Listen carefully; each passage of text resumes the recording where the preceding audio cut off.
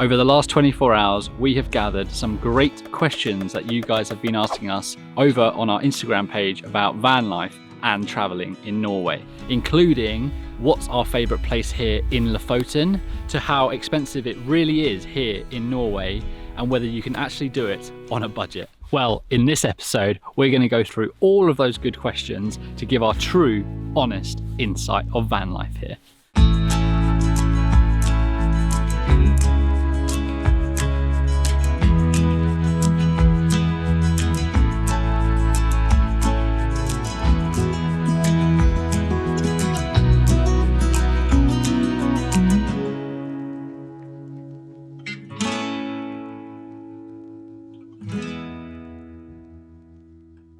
We've just hiked up the famous viewpoint of Offersøykammen, and these views are simply breathtaking. It's no wonder this is one of the most popular hikes in Lofoten. So we've actually spent the last 4 weeks here traveling all the way over the Lofoten Islands, and wow, has it been incredible. It's been such a bucket list experience for us. But before we came here, there were so many unknowns about van life in Norway. So we thought it would be a good idea to set up a little Q&A to answer some of those burning questions that you had about van life in Norway. Kicking things off with what's been our favourite hike here in Lofoten.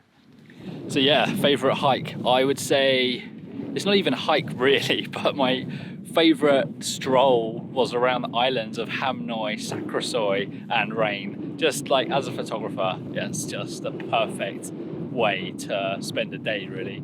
The images I caught were probably my favourite photos I've ever taken in my life. So yeah, it was probably that one. So for me, it would definitely have to be the hike up Mannen, which is literally the mountain right behind me.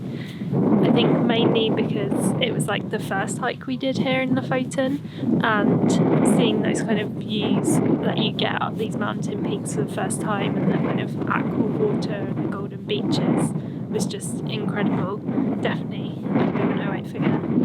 As you can probably see, the sun is truly setting behind us, and as you can probably hear, the wind has picked up and it is getting bitterly cold.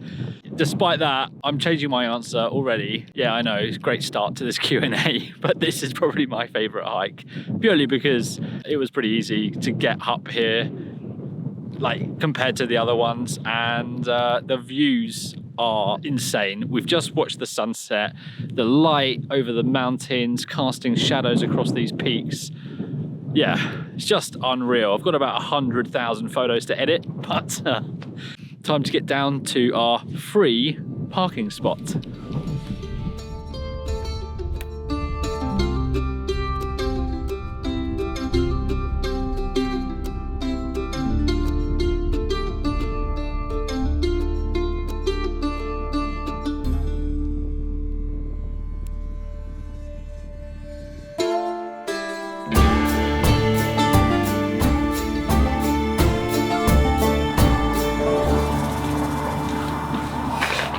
Good morning. So while Helen makes some breakfast, I'm going to go through a question that is asked quite a lot actually.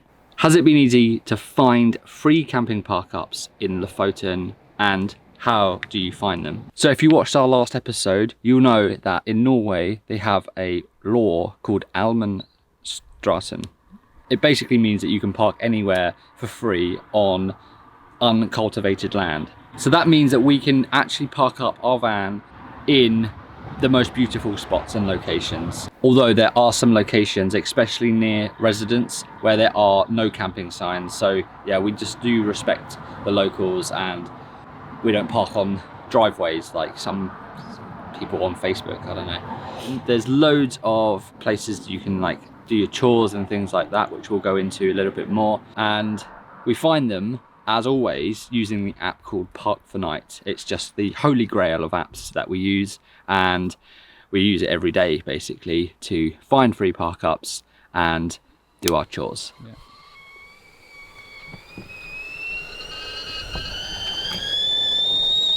How busy has it really been during summer peak season? It definitely has been a lot busier, like the whole time we've been in our van travelling around Europe this whole year. we've never seen this many camper vans. There are loads on the road, you can't deny that, but because there are so many parking spots here, it's not been too bad. There's only been like a few places which are like really popular, like around Rain and Hawkland Beach were a couple of examples. It's obviously going to be busier because the weather's better now, but overall it hasn't been as busy as I thought it would be. So yeah, don't let the kind of perception that it's going to be crazy hell-like put you off, because I wouldn't say it's been that bad. Cheers. So another interesting question was, what are the campsites like? And do you have to book in advance? So they have been busier than the free campsites, especially with the, let's say, older generation. But then again, if you've worked all your life, you're going to appreciate a bit of comfort and not rough it like us. But yeah, they've been nice. The one that we stayed on was very pleasant and not too expensive actually, 20 quid. In terms of booking them in advance, we don't generally find you need to. We just turned up at the campsite that we stayed at and it was completely fine. There was enough room, and that was in peak season in August. If anything, we tend to just maybe ring ahead as we're like on the way there to just make sure so that we don't go out of our way. But generally the whole time we've been travelling, we've never booked a campsite. The other thing on Park for Night is that you can contact the campsites from Park for Night. It always gives the number. Majority of the campsites provide a number that you can call. So yeah, get on the old blower. Time to finish our breakfast, have our coffee and get on the road.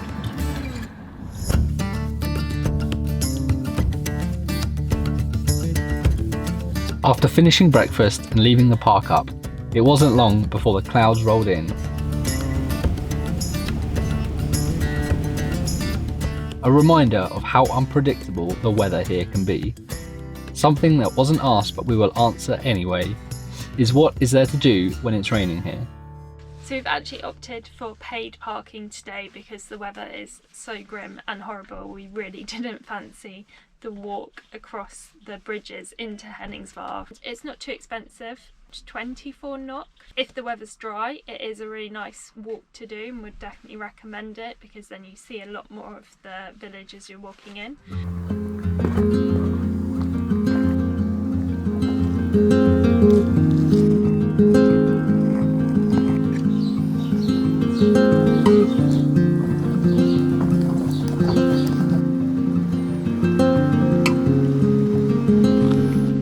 Really is the home of cute little shops, but yeah, it's time to get out of the rain.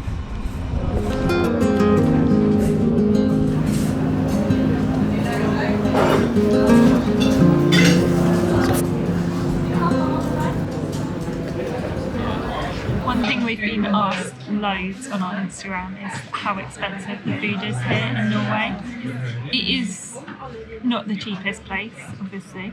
For 2 cappuccinos, a cinnamon bun and a vanilla bun was just under 200 NOK, which is about £15. And from our opinion, that's kind of like London prices. So I think it's okay. We have got some budget tips as well, as in like don't eat out as much as you normally would. Shall we go? Yeah, it's getting super busy in here, so we're going to free up our table for someone else.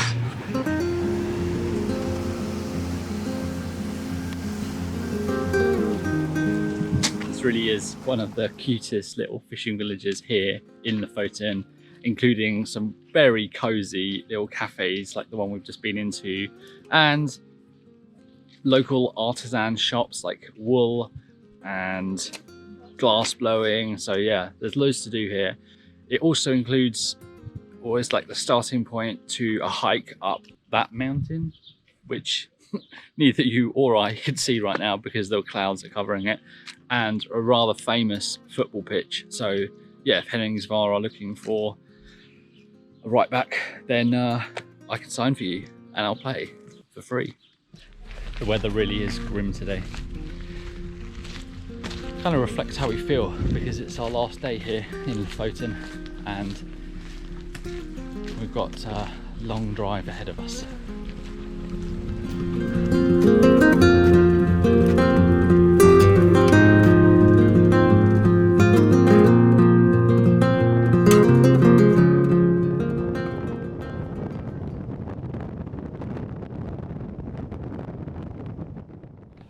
So it really has been quite a while since we last filmed in Henningsvær. In fact, we are now in Sweden and we've just pulled over, and as you can see behind me, the van is a bit of a state, so we really need to sort that out. But first of all, we need to fill up with water.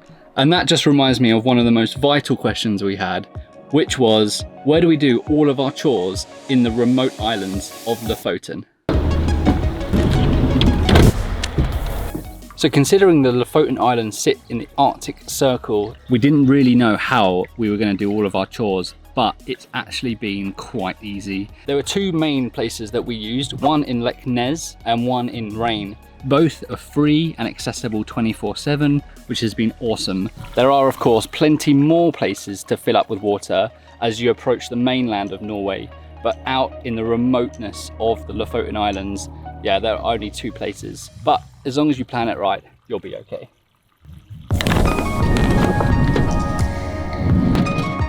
So the ones that we have used have been free, which is great because this hasn't been the cheapest of trips. So finally, one of the questions that we got asked the most was all about how much we spent in Norway, how much things cost here, and whether you can travel here on a budget. As to whether Norway is expensive, I would say it really depends on your own personal situation. For us personally, coming from the UK, it's not dramatically loads more expensive. I'm just going to list what we spent on different items whilst we've been travelling in Norway, and then you can make up your own judgment on that. So I've been tallying up everything that we have spent here in Norway, and we spent 4 weeks here. First thing is fuel. So all the way around the Lofoten Islands, we spent £337.89. Next up is groceries. If you watched our first video in our mission to get to the Nordkapp, you will have seen that we did fill up with a lot of non-perishables in Germany to kind of keep our food budget quite low. I have added an estimate of £100 to this food cost, but here in the Lofoten Islands, we have spent £146.47 on food shops, and then with the plus £100 from the Germany shop, that's £246.47 in total. There was one shop that we went to a lot, which was quite reasonable. The Kiwi stores, they're good for budget food. Then for campsites, we spent a total of £60.55. That was for 2 nights on a campsite on the Lofoten Islands, right on a beach. Like, it was probably the most beautiful campsite we've ever stayed on, and it did include a couple of loads of laundry as well. We also spent £57.50 on parking at the village of Rain. That included overnight stays for 3 nights. And then lastly, we've got eating out, which we don't normally eat out that often, but we did want to try a few local dishes here while we were in Norway. And we spent £138.99. And I'll tell you what on, because it's not that much. We had 2 lots of fish burgers, and then twice we went and had coffee and cinnamon roll and vanilla bun at the cafe in Henningsvær. So we only went to 2 places and we spent over 100. We went to 2 places, but twice, and we spent nearly £140. But it was worth it. So in total, for 4 weeks here in Norway, mainly on the Lofoten Islands, but also driving all the way from the Nordkapp, we spent a total of £841.40 for fuel, groceries, campsites, laundry, parking and eating out, which averages out at just over £100 each per week. So I don't think that's too bad, really. One main thing to note is obviously we were in our own camper van, which saved a lot of money, and we also had the additional massive cost actually of getting all the way here. The drive here is long and it costs a lot in fuel, and we've got to go all the way back. So that's one main thing to remember. We'll put a link to our first video, which includes the cost of how much we spent to get here, just somewhere here. So the question we've been asking ourselves is, was all of those costs worth this trip? Yeah, like bucket list trip. I have not wanted it to end, to be honest. Leaving the Lofoten Islands, the drive out, we were so sad, to be honest. That's why we didn't film anything for a few days, because we were just quite unhappy about having to leave. It really is like a place that we could see ourselves potentially living one day, or trying like living there. So it was sad to leave it. So yeah, as sad as it is that we are leaving Lofoten and heading all the way back to the UK, we have got an incredible adventure lined up, and we cannot wait to film it and share it with you guys. So make sure to give this video a like, give us a subscribe if you found this video useful, and be sure to tune in to our next video where we head to Scotland!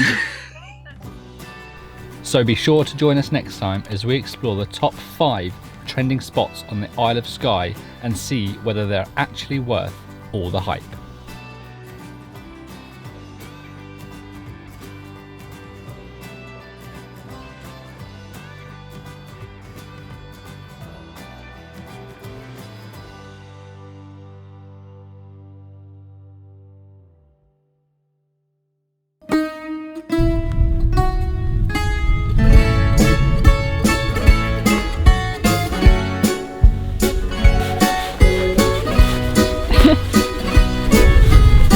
I can only hold this camera for so long, you know. Okay.